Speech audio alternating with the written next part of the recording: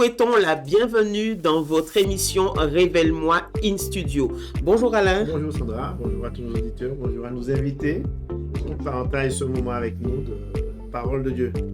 Oui, effectivement, c'est vrai que depuis la dernière séance, nous avons des invités et ce fut un plaisir.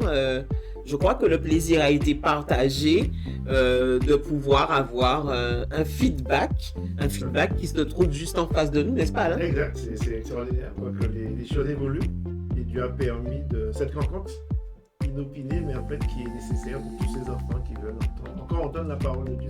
Voilà. Et je crois que nos amis qui nous regardent aussi par le biais de YouTube ont été très très contents du nouveau format que vous avez. Donc voilà, c'est pour nous encore une joie d'être ici en ce jour. Et puis je pense que nous allons reprendre la marche parce que nous avons eu quelques encouragements. Tout à fait. Et il y a eu des pouces. Et puis des personnes qui ont appelé aussi directement. Voilà. Ok. Donc vous pouvez vous poser vos questions après le débat, et puis en fait faire le débat, ok? Parce que c'est l'interactivité de cette émission maintenant qui fait qu'on évolue dans la vie spirituelle. Tout à fait. Et ça me fait penser d'ailleurs aux les Juifs, en fait, hein, ils évoluent comme ça. Je sais que il y a beaucoup, au niveau du peuple juif, il y a beaucoup de joutes verbales. En fait, ils confrontent ce qu'ils savent. Et je trouve que c'est un bon moyen parce que, en fait, quand on est un enseignant, comment faire pour savoir si la personne a compris, si ce n'est qu'il y a un débat entre nous? Exact. Parce que le débat permet en fait de comprendre, d'avoir les idées des autres, d'en débattre et de trouver, en fait, peut-être que la personne a d'autres révélations que nous. Tout à fait. Je crois que l'important, c'est d'avoir des révélations, de la connaissance supplémentaire sur la parole. C'est l'objectif, c'est ça.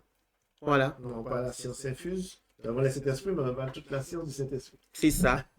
Et comme le disent les Écritures, Dieu a donné des dons pour l'édification de l'Église. Voilà. Donc, il y en a un qui peut avoir un don de révélation, l'autre a le don de la parole, l'autre a le don de guérir les malades, etc. Et tous les dons se mettent ensemble pour bâtir l'Église. Aujourd'hui, nous démarrons avec un thème qui est pas mal, hein, qui est particulier. Comment vivre sa relation avec Dieu? Je sais que c'est une question que beaucoup de chrétiens se posent et c'est le sujet sur lequel le Seigneur nous demande de travailler aujourd'hui. Donc, nous allons nous y activer fortement. Enfin, le thème en fait, qu'on avait décidé l'année dernière, c'était la prière. Mais en fait, Dieu a encore changé. Puisqu'en fait, nous faisons les choses selon Dieu pour permettre une bonne compréhension de la prière. En fait, d'abord la relation. Dès qu'il y a une bonne relation avec Dieu, on peut à ce moment-là prier et demander. Il faut d'abord établir la relation avec Dieu de manière parfaite pour que nous ayons une bonne manière de prier. Savoir comment prier, comment venir devant notre ami, notre confident pour pouvoir intercéder et demander. Donc d'abord, la relation avec Dieu en ce jour. Tout à fait. Alors, nous allons commencer par déposer une petite définition sur le mot relation. Donc, en faisant une simple recherche Google, on trouve que une relation, c'est l'ensemble des rapports et des liens existants entre les personnes qui se rencontrent, se fréquentent et communiquent entre elles. J'ai trouvé aussi une autre définition, c'est un lien de dépendance ou d'influence réciproque entre personnes. C'est le fait de se fréquenter, d'être en contact ou d'avoir des rapports. Voilà. Alors, selon toi, qu'est-ce qu'une relation? Donc une relation, en fait, en ce qui concerne Dieu, c'est une relation, en fait, c'est avoir, comme tu l'as expliqué, c'est un rapport que nous avons avec Dieu, et que nous connaissons, donc nous apprenons à connaître la personne, parce qu'en fait, lorsque nous connaissons quelqu'un, nous n'avons pas toutes la connaissance de cette personne, nous n'avons pas tous les éléments pour nous permettre de discerner ce qu'elle est. Ça peut être un bon rapport, comme ça peut devenir un rapport toxique après. Donc, Oui. ça peut être... Mais en fait, le rapport que nous devons déjà établir avec Dieu, c'est en fait un rapport de confiance. Il peut pas avoir plusieurs rapports. Il peut avoir un rapport mercantile. Quelqu'un peut nous utiliser aussi pour nous soudoyer de l'argent. Donc, ça peut être de toutes sortes ça peut pas dans n'importe quel sens et nous amener des fois à des difficultés. Donc, c'est d'où l'intérêt d'avoir de bons rapports avec les gens. Mais d'abord, avec Dieu, ce qui concerne Dieu, c'est d'apprendre à le connaître, savoir qui il est, comment intercéder, comment prier, comment l'aborder, comment en fait entrer dans cette relation. Donc, nous allons voir quelques définitions, comment certains hommes de la Bible, quelle relation qu'ils avaient avec Dieu, pour pouvoir en fait entrer en communication avec Dieu. Alors, j'aime bien ce que tu dis parce que tu as parlé de rapport mercantile. Mm. Est-ce que tu peux développer sur la définition d'un rapport mercantile? Oui, en fait, c'est quand, par exemple, on va toujours demander à la personne de nous aider, de toujours avoir un besoin financier, en fait. Mercantile dit financier. C'est-à-dire que alors, je vais demander à Dieu toujours d'avoir quelque chose. Et que s'il ne me donne pas, je ne serai pas content, je serai fâché, Dieu n'existe pas, Dieu m'écoute pas. Donc, C'est-à-dire c'est que par intérêt. c'est par intérêt. Donc, ça devient un rapport par intérêt. Mhm. Et avec Dieu, on n'a pas de rapport par intérêt. Parce que Dieu nous aime d'un amour inconditionnel. C'est-à-dire qu'il nous aime parce qu'il a décidé de nous aimer. Il n'y a pas de. Il ne nous aime pas parce que nous sommes meilleurs, nous sommes plus beaux, plus grands, plus. En fait, parce qu'on fait plus pour lui, au moins. Dieu nous aime parce que nous sommes ses enfants et il aime ses enfants de la même manière. Il n'y a pas de préférence entre nous, entre Dieu et tous ses enfants. C'est-à-dire que Dieu m'aime comme il t'aime, comme il t'aime, comme il t'aime, comme il t'aime. Il va nous aimer de la même manière. D'accord? Il n'y a Ok. pas de différence. Donc, il y a aussi le rapport fraternel ou amical? Voilà, donc le rapport fraternel, en fait, c'est un rapport en fait, qui va permettre en fait, où on va pouvoir commencer à faire confiance à cette personne. Donc, je sais que sous cette personne-là, je peux commencer à m'appuyer sur lui, commencer à lui dévoiler certaines choses, commencer à me confier en lui. Et c'est un rapport qui va commencer à s'établir au fur et à mesure. En fait, le début de la relation va commencer à se structurer pour pouvoir établir de bonnes relations. C'est ça.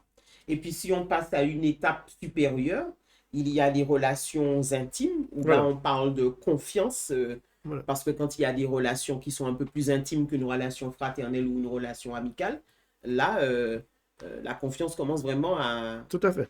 Donc, la relation monter intime, d'un cran. voilà, la relation intime, c'est-à-dire que la relation devient enfin, dans l'intimité, en fait. C'est-à-dire que je pourrais commencer à révéler mes secrets, commencer à dire ce que je suis, commencer, en fait, à me dévoiler face à cette personne. C'est ça. Et c'est cette relation-là que Dieu veut établir avec une relation intime et de confiance. C'est-à-dire que je lui fais confiance, je sais que je peux me jeter à ses pieds, lui dire, voilà, je suis comme ça, j'ai fait ça, j'ai pas fait ça.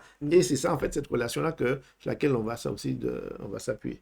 Alors, j'aime bien ce que tu es en train de partager quand tu parlais de relations mercantiles parce que souvent, la relation que beaucoup de personnes ont avec Dieu, c'est celle-là en fait. Je me sers de lui, j'ai besoin de lui pour telle chose, donc je vais me mettre à le suivre pour telle ou telle raison. Et si jamais il ne me donne pas ce que je veux, bon, ça va, je vais commencer à faire un pas en arrière parce que je n'ai pas obtenu ce que je veux. Voilà. Et souvent, j'ai l'impression qu'on considère Dieu comme le Père Noël.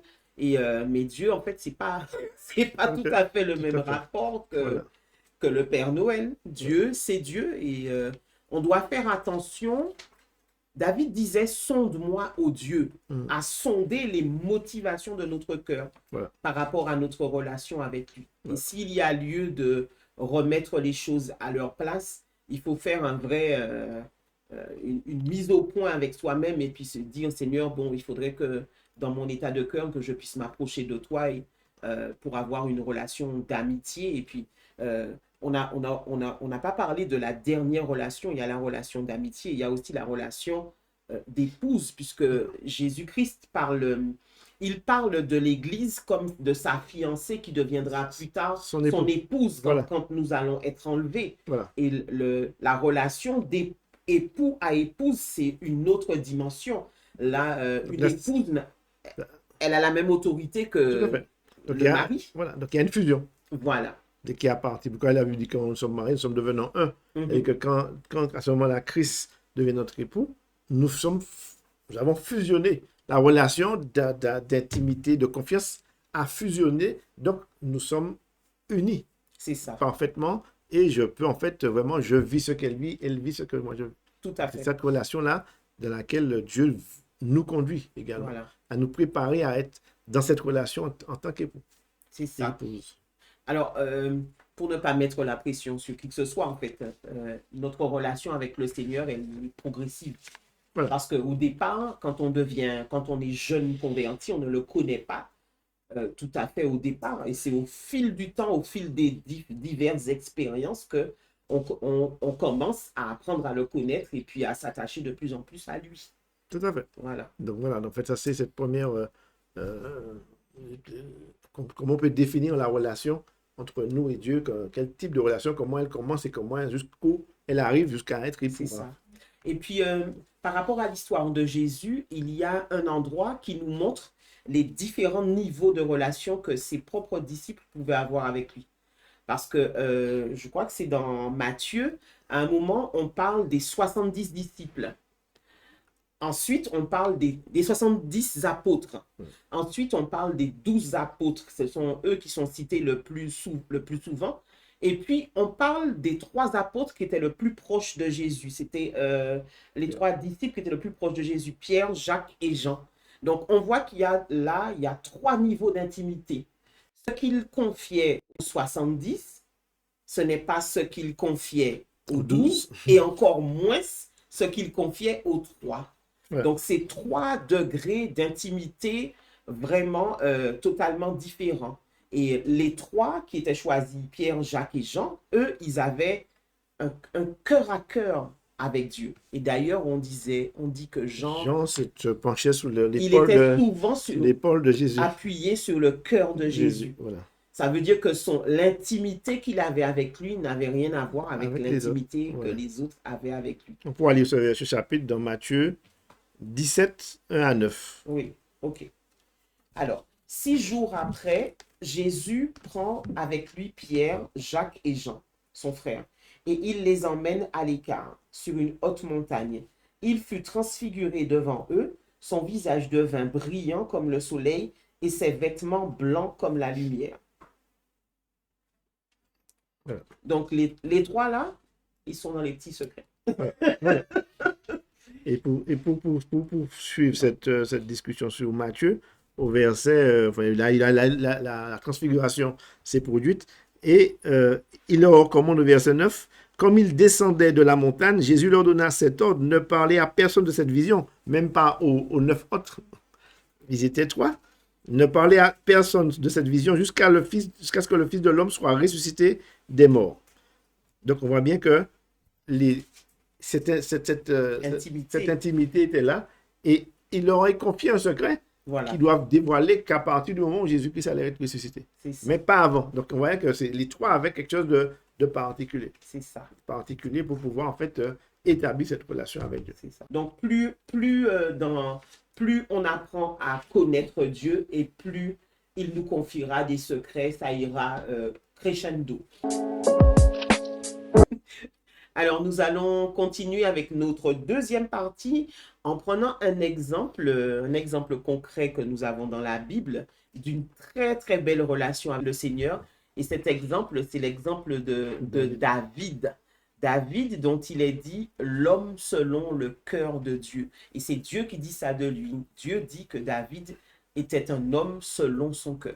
Il dit aussi qu'il était un homme intègre. Mm-hmm. On va essayer de définir, on va expliquer ce concept d'homme intègre et selon le cœur de Dieu, parce que David n'était pas parfait, mais il était selon le cœur de Dieu. Effectivement, on connaît les erreurs de David. David a commis des erreurs manifestes, très violentes quand même, mais David était selon le cœur de Dieu. Oui, et Dieu dit qu'il était un homme selon son cœur. Voilà. Si on regardait effectivement l'histoire de David, de notre point de vue à nous, on aurait dit, lui, un homme selon le cœur de Dieu, je ne pense pas. Voilà. David, c'est celui qui a vu la femme de quelqu'un, qui a été récupérer la femme d'un de ses soldats. Il l'a mise enceinte. Quand il a terminé, il a tué le mari. Il l'a envoyé en première ligne. Il l'a envoyé en première ligne pour qu'il soit tué. Et Dieu dit de lui, pour nous, c'est horrible. Et pourtant, Dieu dit de lui, cet homme-là, c'est un homme selon mon cœur. Voilà. On va essayer de comprendre maintenant pourquoi Dieu dit ça. C'est ça qu'il faut comprendre. C'est là où Dieu nous dit... La subtilité de Dieu avec nous, que des fois, lorsque nous nous culpabilisons pour quelque chose, lorsque les hommes nous culpabilisent, alors que Dieu voit notre cœur à nous, alors que l'homme ne voit pas notre cœur. Et c'est ça, en fait, l'erreur que des fois nous faisons en tant qu'hommes, de pouvoir juger. C'est pourquoi Dieu nous demande, ne jugez pas, ne critiquez pas. Parce que Dieu, on ne sait pas. nul ne connaît la pensée du Seigneur. Donc, je crois que c'est ça qu'il faut bien comprendre aujourd'hui. Quand nous avons une relation avec Dieu, c'est-à-dire qu'elle nous appartient à nous seuls, pas en fonction de quelqu'un. Nous ne jugeons pas en fonction des gens, mais jugeons-nous en fonction de ce que Dieu pense de nous. Voilà. Tout à fait. De toute façon, quelle que soit la justice que nous, en tant qu'hommes, on pourrait mener, elle serait jamais bonne parce qu'on n'a pas l'intégralité du tableau. Il n'y a que Dieu seul qui a l'intégralité du tableau. Donc, on ne peut pas juger un cœur. On ne le voit pas, on ne peut pas le peser. C'est Dieu qui pèse, qui sonde, comme disent les Écritures. Dieu sonde les cœurs et les reins. Mais dans notre petit test, on ne peut pas faire ça. Nous ne sommes pas Dieu. Donc, voilà. Alors, on peut faire un petit résumé de sa vie pour ceux qui ne connaissent pas l'histoire de David. Donc, David venait d'une famille de 12. Ils étaient plusieurs frères, bon, pas le nom. Ils étaient plusieurs frères, effectivement. Et c'est lui qui a été appelé. Il n'était pas forcément celui que le père aurait choisi, mais c'est lui qui a été appelé, il a été choisi et il a été oint pour roi de tout Israël. Voilà. Donc, le prophète, c'est Samuel qui est venu à sa rencontre. Il l'a oint comme roi et puis David est rentré dans son ministère de longues années après qu'il ait été oint.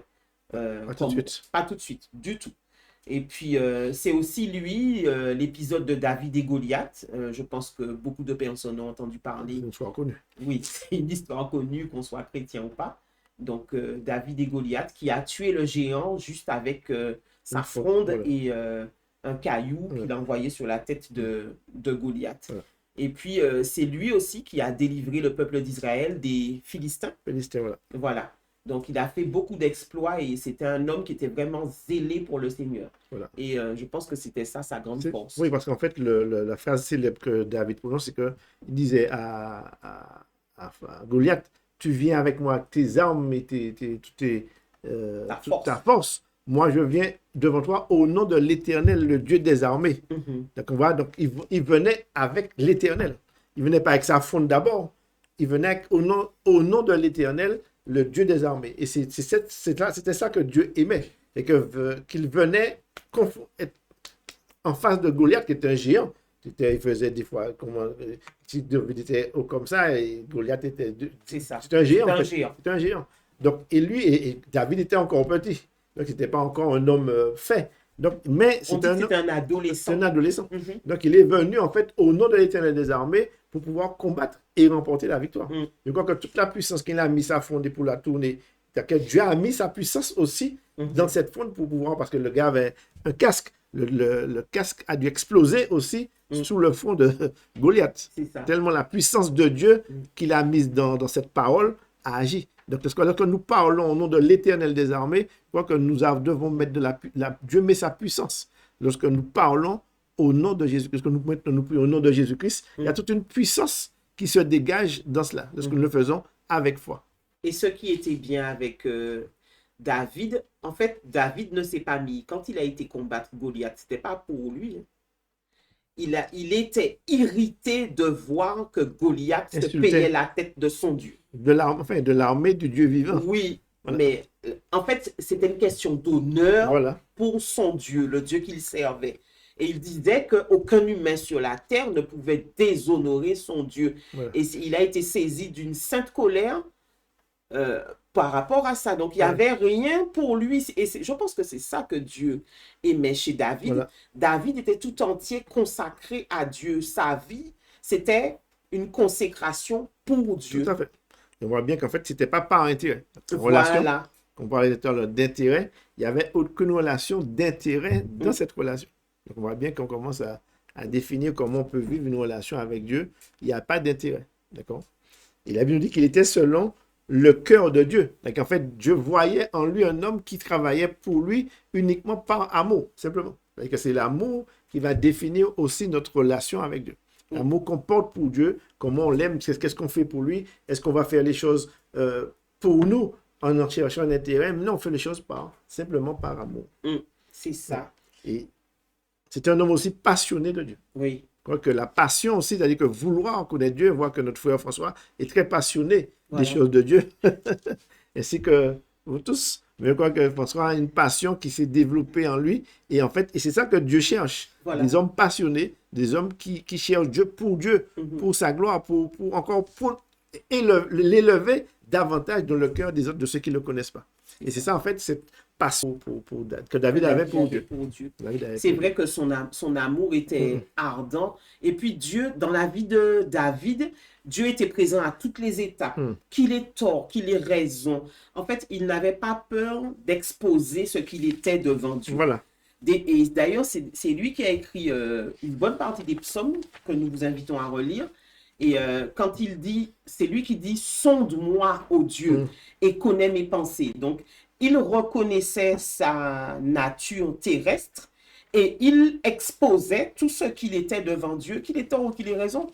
Quand Dieu lui a révélé son péché, eh ben, il a écrit un psaume qui est magnifique. Nous vous invitons à prendre le psaume 51. Dans ce psaume, on trouve un David qui est repentant par rapport à la faute qu'il a commise avec la femme d'Uri. Donc, il écrit au Seigneur alors qu'il est repentant. Au chef des chantres, psaume de David. Lorsque Nathan le prophète vint à lui, après que David fut allé vers Bathsheba, ô Dieu, aie pitié de moi dans ta bonté, selon ta grande miséricorde. Efface mes transgressions. Lave-moi complètement de mon iniquité et purifie-moi de mon péché, car je reconnais mes transgressions et mon péché est constamment devant moi. J'ai péché contre toi seul et j'ai fait ce qui est mal à tes yeux, en sorte que tu seras juste dans ta sentence, sans reproche dans ton jugement. Voici, je suis né dans l'iniquité et ma mère m'a conçu dans le péché, mais tu veux que la vérité soit au fond du cœur. Fais donc pénétrer la sagesse au-dedans de moi. Purifie-moi avec l'hysope et je serai pur. Lave-moi et je serai plus blanc que la neige. Annonce-moi l'allégresse et la joie, et les eaux que tu as brisées se réjouiront. Détourne ton regard de mes péchés, efface toutes mes iniquités. Ô Dieu, crée en moi un cœur pur, renouvelle en moi un esprit bien disposé. Ne me rejette pas loin de ta face, ne me retire pas ton Esprit Saint. Rends-moi la joie de ton salut, et qu'un esprit de bonne volonté me soutienne. Amen. C'est fort. C'est fort. Quand Dieu il dit que la vérité soit dans son cœur. Et en fait, il avait compris qu'en lui, avant d'être rempli de l'esprit, il avait besoin de cette vérité de Dieu pour le sauver, en fait. Pour que Dieu le purifie, que Dieu puisse lui donner son amour.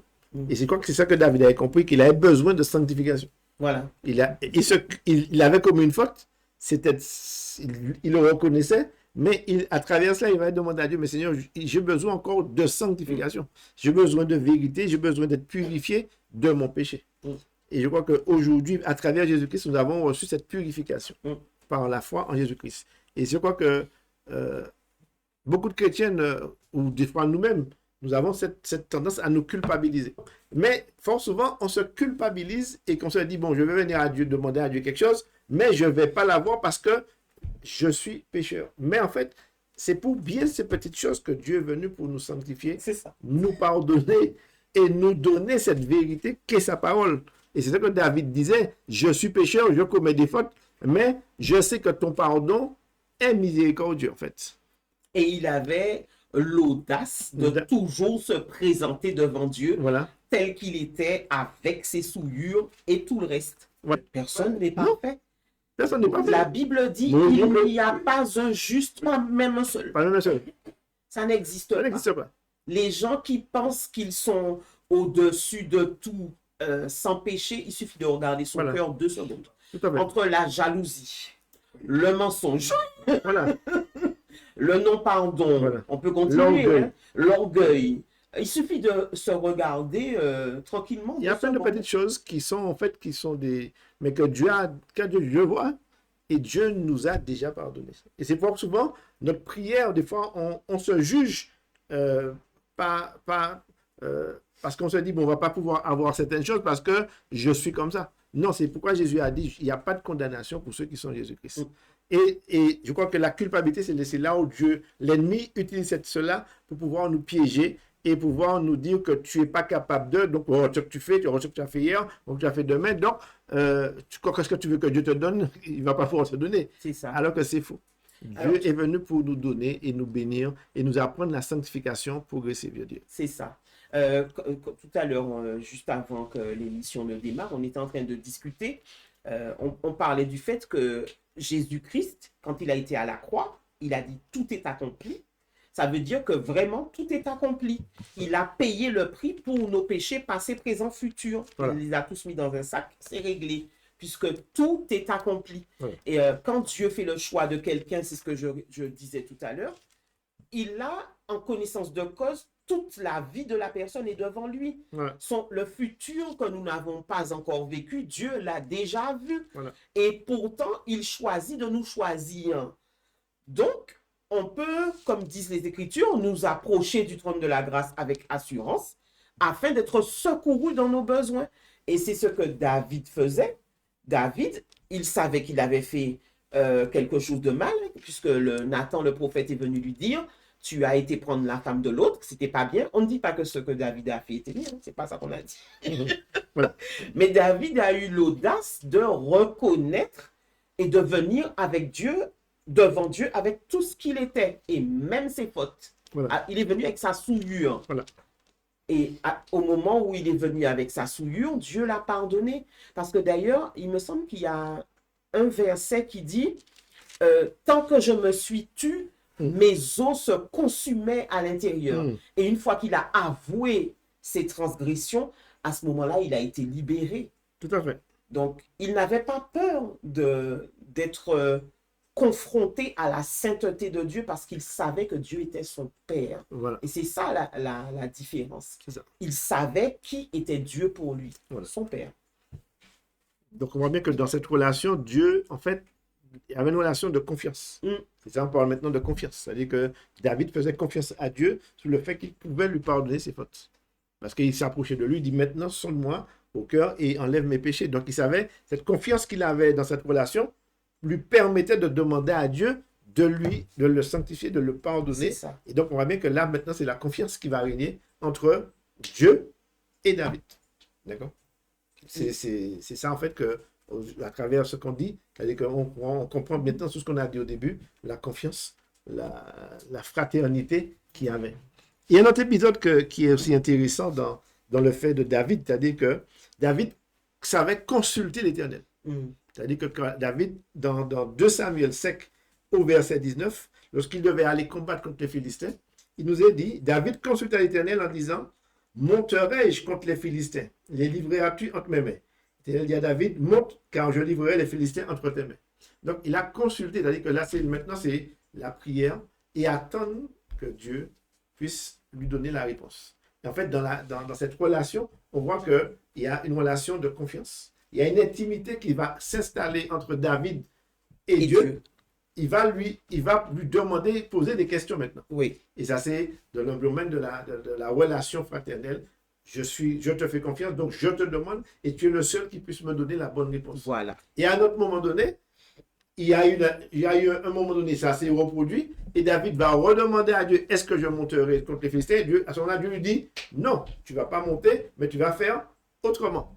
Donc, on voit bien que dans la relation que Dieu avait avec David, c'est ça. Il consulta Dieu. Voilà. Et il y avait cette confiance où il savait que c'est Dieu qui allait lui donner. Il n'a pas consulté les sages ni les chefs de guerre. Il a consulté l'Éternel. Dieu, c'est ça. C'est Dieu. Et donc, il y avait, pour en revenir à nous, puisque David nous sert d'exemple, David, il y avait une relation question-réponse. C'était une vraie relation parce qu'on a souvent tendance à croire que prier, c'est faire un monologue. Je suis dans ma chambre, Seigneur, je veux telle chose, telle chose, telle chose, telle chose, telle chose. Au nom de Jésus, amen, j'ai fini. Mais Dieu n'a rien dit. Dieu n'a rien dit. C'est pas ça, une relation avec Dieu. David, il consultait l'Éternel et il attendait la réponse. Si on pose une question, forcément, il faut attendre une réponse. S'il n'y a pas de réponse, on ne bouge pas tant que la réponse n'est pas arrivée.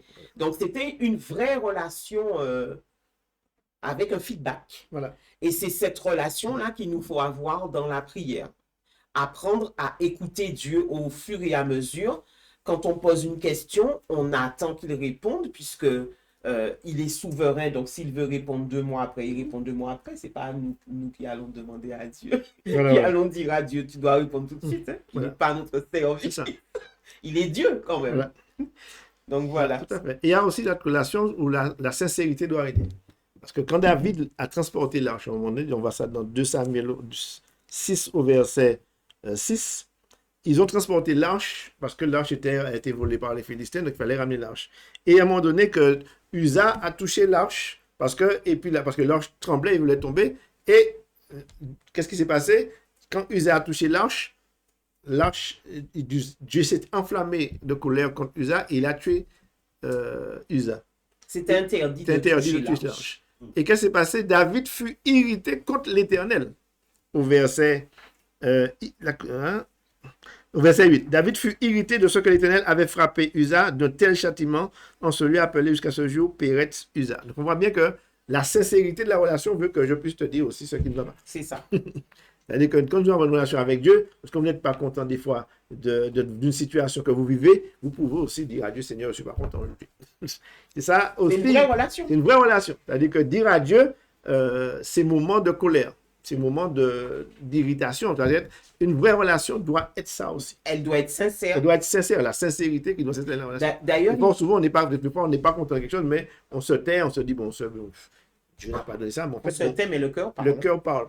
Donc, on peut exprimer aussi ses souffrances devant Dieu. C'est ça. Ces moments où nous sommes irrités devant Dieu, on peut aussi le dire. C'est une relation de confiance. C'est ça. D'ailleurs, il y a un verset qui dit, je crois que c'est Dieu qui dit à David, justement, je sais quand tu es en colère contre toi. Je sais quand tu t'assois. Je sais quand tu te couches. Et je sais quand tu es en colère contre moi. Ouais. Donc, si Dieu sait, pourquoi le lui cacher? Autant venir devant lui et être clair. Bon, Seigneur, il s'est passé telle chose. Là, je ne comprends pas. Je suis au bout de ma vie, j'en ai marre, etc. Parce que Dieu est suffisamment Dieu. Il sait. Il sait que nous ne sommes que chair et péché. Il sait qui nous sommes. Donc, pourquoi nous cacher alors qu'il nous voit? Voilà. On peut venir et exposer tout ce que nous sommes devant lui. Voilà. Et au fur et à mesure, il va nous conduire dans toute la vérité et nous permettre de progresser au fur et à mesure. Parce que la sincérité va permettre aussi que lorsque nous allons prier Dieu, on va lui dire ce que notre cœur, parce que c'est le cœur qui parle, la sincérité. Quand on va venir devant Dieu lui dire, je suis content, je ne suis pas content, on va expliquer en fait à Dieu ce que je vis à l'instant. Et c'est ça que Dieu veut. Un cœur sincère. Il a dit, quand vous priez, venez avec un cœur sincère, rempli d'amour, de venir devant moi. Donc, le cœur sincère, c'est être libéré de tout ce qui peut nous empêcher de venir devant Dieu. Notre colère est là, donc on l'exprime devant Dieu. Notre joie est là, on l'exprime devant Dieu. Et ne pas venir avec hypocrisie devant Dieu. Dieu ne veut pas de ça. Dieu ne veut pas dans la relation qui n'est que... Même s'il sait, hein, mais il veut nous imposer de lui dire ce qui se passe dans notre cœur. Il veut que nous puissions les exprimer ce que nous vivons chaque jour. D'accord? C'est ça la sincérité que David avait avec Dieu aussi. Voilà. Voilà. Alors, on ne vous dit pas quand même d'être... parce que Dieu demeure Dieu. Et il y a une certaine révérence, déférence à avoir avec lui. Mais quand on comprend que Dieu, c'est notre Père, c'est une relation qui change complètement. J'ai un petit témoignage que je te racontais dernièrement. Quand je suis rentrée à l'Éducation nationale, ma première affectation, c'était très très loin. J'avais 2 heures de route.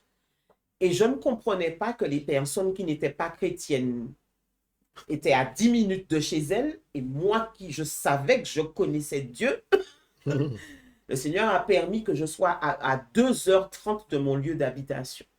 Et je me souviens, j'étais vraiment irritée. Donc, je me suis arrêtée sur la route, j'ai freiné la voiture et j'étais prête à bondir parce que selon moi, mais à mes yeux, à moi, c'était une injustice. Alors, ce qui est bien avec Dieu quand on est en relation avec lui, c'est qu'il nous laisse exprimer nos sentiments et nos émotions.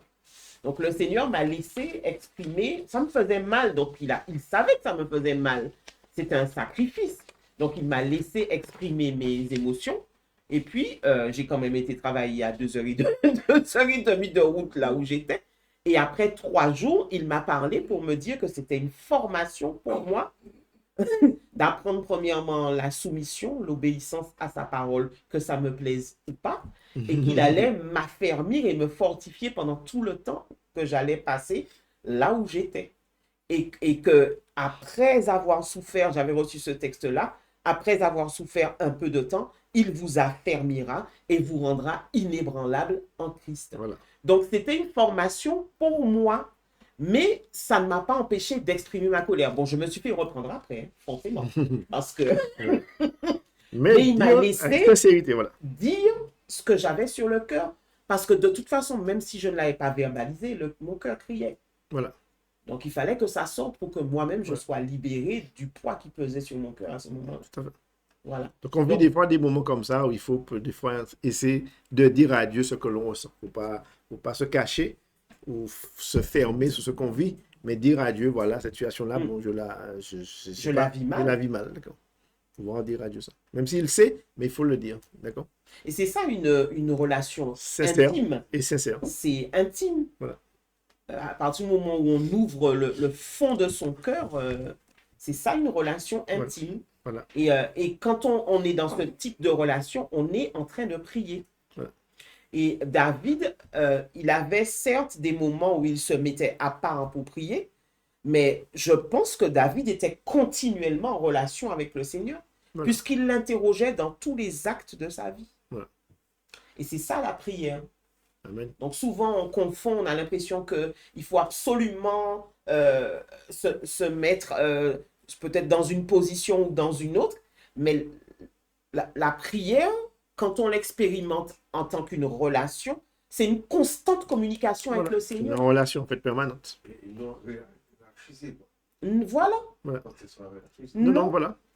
D'ailleurs, Voilà, en fait sincère, libre. D'ailleurs, on dit dans les Écritures, prier sans cesse. Voilà. Prier sans cesse, c'est ça. Être en communication continuelle avec lui. Voilà. Et c'est là où l'intimité se crée, elle devient de plus en plus forte parce qu'on est en communion. Là, ça devient même pas, ça devient une communion. Voilà. C'est lui en nous et nous en lui. Voilà. Et les deux ne font qu'un seul. Voilà.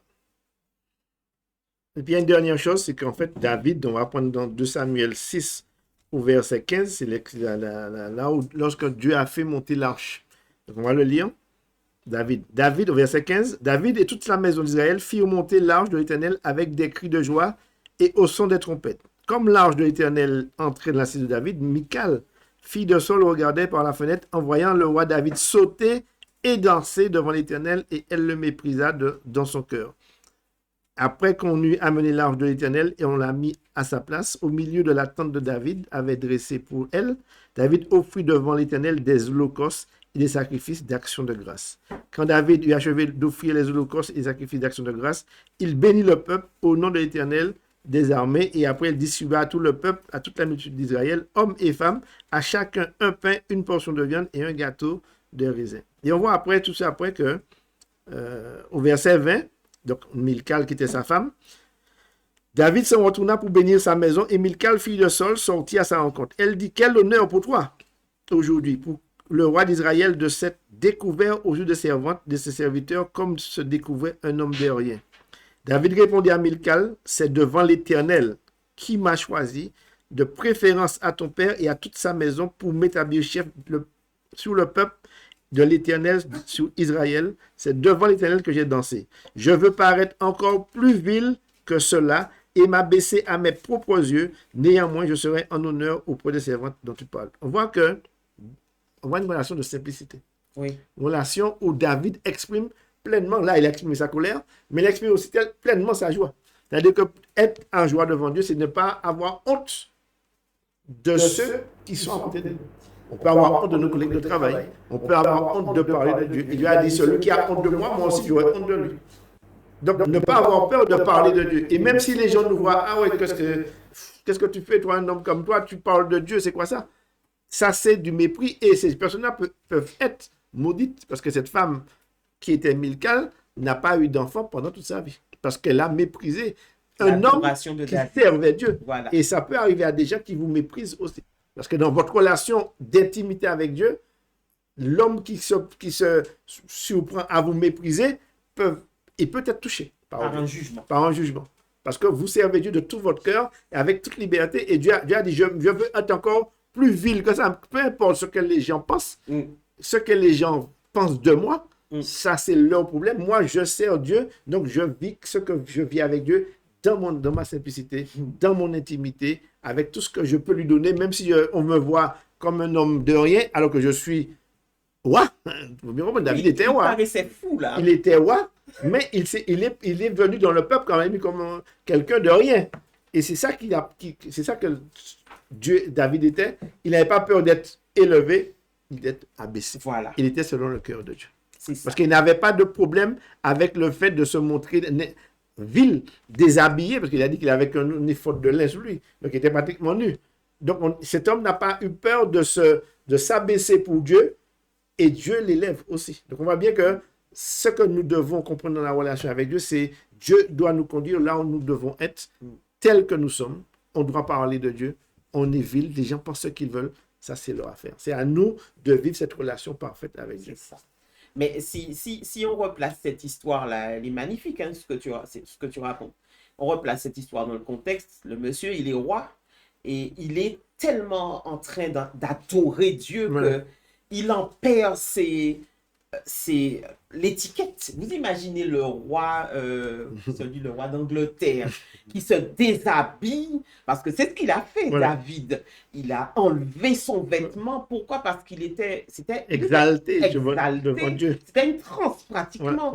Tellement il était exalté, il arrache ses vêtements et puis se met à danser devant Dieu. Et sa femme qui le regarde, qui dit, mais pourquoi tu fais ça? Tu es roi, tu as un rang. Le regard. Mais lui, l'histoire de rang dont sa femme parlait, ça n'existait pas parce qu'il était en train d'adorer son Dieu. Voilà. Et ça, c'était l'homme, il connaissait vraiment le cœur de Dieu. Voilà. Le cœur, il n'est pas resté... quand on analyse un peu le temple de Jérusalem, il y a différents endroits. Il y a les parvis, il y a le lieu saint et le lieu très saint. Moi, je dirais que David, dans sa relation avec Dieu, il vivait continuellement dans le lieu très saint avec lui. Il était au niveau du cœur de Dieu. Voilà. Et c'est ce qui faisait de lui un adorateur. Et c'est pour ça qu'il a écrit des psaumes qui sont magnifiques, parce que justement, David, c'est un adorateur. Il aimait Dieu passionnément et profondément, de tout son corps. Et d'ailleurs, on pourrait faire toute une étude sur l'adoration du corps, parce que quand les trois s'alignent, l'esprit, l'âme et le corps s'alignent pour adorer Dieu, on atteint des sphères de puissance qui sont... Oui. Je crois que là, à ce moment-là, David est entré dans la sphère vraiment spirituelle. Et c'est ça. C'est-à-dire qu'il a oublié son corps. C'est comme peut-être Adam et Ève, ils étaient de la monde spirituel, ils ne se voyaient pas nus. Voilà. Parce que c'est au péché qu'ils se sont venus. Et qu'est-ce que Milka a vu? Elle a vu un homme nu et dans le péché. David se voyait dans le monde spirituel, l'avait sanctifié par Dieu. Donc, les hommes, ils n'avaient rien à faire des hommes. Parce qu'ils se voyaient sanctifiés, purifiés. Il était dans le monde spirituel. Milka le voyait dans le monde charnel. Et là, c'est ça notre vision des choses. Voyons-nous dans le monde spirituel. Nous sommes assis avec Dieu dans les lieux célestes. Donc, n'ayons pas peur de ce que nous sommes devenus en Christ, de nouvelles créatures en Jésus-Christ. C'est-à-dire qu'en dehors du monde, c'est pourquoi Dieu nous dit, vous êtes dans le monde, mais vous n'êtes pas du monde. Alors, nous vous invitons maintenant à prendre le psaume 119. Nous allons lire jusqu'au verset 8. Heureux ceux qui sont intègres dans leur voie, qui marchent selon la loi de l'Éternel. Heureux ceux qui gardent ses préceptes, qui le cherchent de tout leur cœur, qui ne commettent point d'iniquité et qui marchent dans ses voies. Tu as prescrit tes ordonnances pour qu'on les observe avec soin. Puissent mes actions être bien réglées, afin que je garde tes statuts. Alors je ne rougirai point à la vue de tous tes commandements, je te louerai dans la droiture de mon cœur, en apprenant les lois de ta justice. Je veux garder tes statuts, ne m'abandonne pas entièrement. Amen. Donc là, on voit un David qui reconnaît qu'il a besoin de Dieu. Voilà. Donc, nous aussi, nous avons besoin de Voilà. Dieu. Il voit ce qu'il est, il sait ce qu'il est, et il demande de l'aide pour que la volonté du Seigneur s'accomplisse dans sa vie. Donc c'est ça, David entretenait avec Dieu en fait une vraie relation. Ouais. Et si on veut apprendre à savoir comment on doit prier, comment on doit entrer en relation avec Dieu, étudier la vie de David, c'est magnifique parce que lui, il avait compris ce qu'était une relation. Il avait une relation vivante avec le Seigneur. Ouais. Donc c'est un superbe exemple pour nous. Et d'ailleurs, nous vous invitons à aller faire vos propres recherches, à chercher tous les psaumes. Alors, tous les psaumes n'ont pas été écrits par David. Donc, vous cherchez uniquement les psaumes qui ont été écrits par lui. On parle aussi de lui dans 1 Samuel, 2 Samuel. Voilà, vous voyez que David avait véritablement une relation d'amour et de proximité avec le Seigneur. Il le cherchait pour tout, il l'interrogeait, il dansait devant lui, comme on vient de le voir. Quand il était en colère, Dieu le savait aussi. C'était une vraie relation. Voilà. Quand je vous ai à lire le psaume 119 en entier, je crois qu'il traduit parfaitement ce que nous devons être dans cette relation. Donc, il dit au verset 15, « Je médite tes ordonnances, j'ai tes sentiers sous les yeux, je fais mes délices de tes statuts, je n'oublie point ta parole. » Et la Bible nous dit, si ma parole demeure en vous, que vous demandez ma parole, demandez ce que vous voulez et elle vous sera accordée. C'est ça. Et on voit encore, par rapport à ce que tu viens de lire, que les yeux de David n'étaient pas centrés sur lui. Voilà. Ce qu'il voulait, c'était ce que Dieu voulait. Voilà. Son cœur il avait laissé le trône de son cœur à Dieu. Voilà. Et il voulait que la volonté de Dieu se fasse au-delà de sa volonté à lui. Voilà. De nos jours, c'est plutôt le contraire. Quand on analyse un peu le monde chrétien, on a souvent tendance à ramener les regards sur nous, moi, Seigneur, je veux ci, moi. Il faut apprendre à vivre avec Dieu, pour Dieu et pour sa gloire. David voulait ce que Dieu voulait. Voilà. Donc c'était ça. En fait, la relation, maintenant, la liste n'est pas exhaustive, mais il y a encore d'autres choses. Mais Dieu permet en fait que nous puissions comprendre dans cette relation que nous avons avec Dieu, que nous allons développer avec Dieu. Il va entrer tout de suite le monde de et la prière sera plus simple et plus facile en fait. Bien sûr. Lorsqu'on va maintenant prier devant Dieu, on n'aura pas de soucis parce qu'on mène une relation, on a compris ce qu'est une relation avec Dieu. Donc maintenant, comment je dois aborder Dieu, comment je dois établir Dieu dans ma vie. Donc maintenant, quand je vais le prier, ce sera tout simple, avec des prières toutes simples, avec des choses toutes simples, comme tu l'as expérimenté. Donc ce sera des choses simples en fait, que nous allons demander à Dieu et Dieu va nous exaucer à l'instant même parce qu'on a la relation qu'il faut avec Dieu. On est sincère, on est vrai, on parle à Dieu comme on parlait à quelqu'un. On n'a pas peur d'interroger Dieu, on n'a pas peur de consulter Dieu. On dit à Dieu, on n'est pas content. Bon Seigneur, je ne suis pas content aujourd'hui parce qu'il y a telle chose qui s'est produite. Donc tu ne m'as pas protégé aujourd'hui, mais Dieu va te dire oui, je t'ai pas fait ça parce que voilà le danger qui t'attendait là. Donc voilà, il va nous répondre. Donc, mais il faut être sincère avec Dieu. Et c'est ça qui va nous permettre dans nos prières, qu'on va maintenant aborder ce domaine de la prière, mais simplement ce sera une formalité. Voilà. Okay? Ce sera une formalité, ce sera tout simple. Parce qu'on mène une bonne relation avec Dieu. C'est ça. Alors, donc c'est ce que nous vous invitons à faire, c'est à avoir une vraie relation avec le Seigneur. Alors, au début, ça commence par au tout début, c'est un début d'amitié. C'est comme une relation avec des gens, des personnes qui nous entourent. Au début, c'est de la camaraderie, mais au fil du temps, il y a des choses qui se rapprochent. Ça devient une relation amicale, fraternelle, et puis après, ça va de plus en plus loin. Et nous, ce qu'on veut atteindre, c'est la relation d'épouse, puisque c'est à ça la finalité, c'est à ça que nous sommes appelés, c'est être en communion avec lui. Voilà. Lui en nous et nous en lui. C'est ça. Voilà. Alors, nous terminerons cette étude juste avant vos questions avec un texte que j'aime beaucoup. C'est mon texte mon verset préféré dans la Bible, Osée 2, verset 16. Osée 2, verset 16. C'est pourquoi je veux l'attirer au désert et là, je parlerai à son cœur.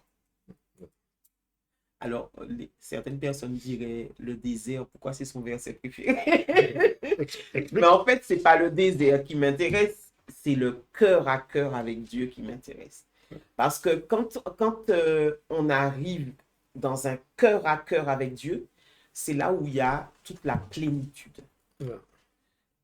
On n'a pas besoin, quand on a goûté à ces instants-là avec le Seigneur, on n'a pas besoin de quoi que ce soit. On sait qu'on est au bon endroit, dans la bonne dimension. Et souvent, on n'a même pas envie de sortir quand le cœur à cœur est proche, on n'a pas envie de sortir de sa présence. Et selon moi, ce sont des niveaux d'adoration que tout chrétien devrait aspirer à entrer dans ces niveaux d'adoration. Le jour où vous allez rentrer au niveau du cœur de Dieu, vous oubliez tout ce qu'il y a autour de vous.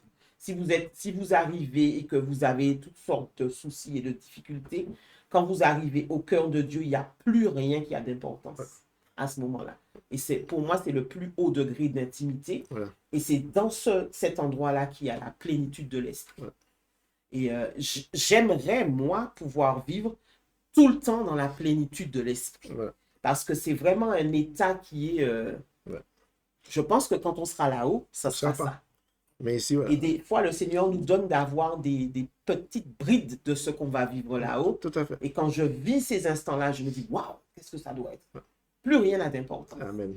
C'est lui et nous et lui. Voilà. Et je dirais qu'en fait, à ce moment-là, en fait, pour continuer ce que tu dis, c'est qu'en fait, la Bible nous dit qu'à un moment donné, dans notre relation avec Dieu, on n'aura même plus besoin de demander. Le Père saura ce dont vous avez besoin et il va vous l'accorder sans même avoir prié. C'est-à-dire que dans ce niveau de plénitude, c'est ça. La prière n'est plus une nécessité parce que ce qu'on pense vient de Dieu et c'est déjà la prière. Et à ce moment-là, vous n'aurez plus besoin de... Je n'ai pas le verset en tête, mais il dit que vous n'avez plus besoin de demander à Dieu. Le Père saura ce dont vous avez besoin et vous l'accordera. Oui. Donc, c'est notre niveau de relation qui nous permet d'être vraiment dans l'intimité, dans cette relation intime et forte avec Dieu. Et la prière deviendra simplement...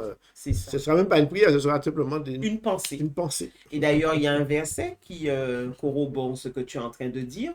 Et le verset dit qu'il vous donnera au-delà de ce que vous pensez. Demandez ou pensez, voilà. Ce que vous demandez ou pensez.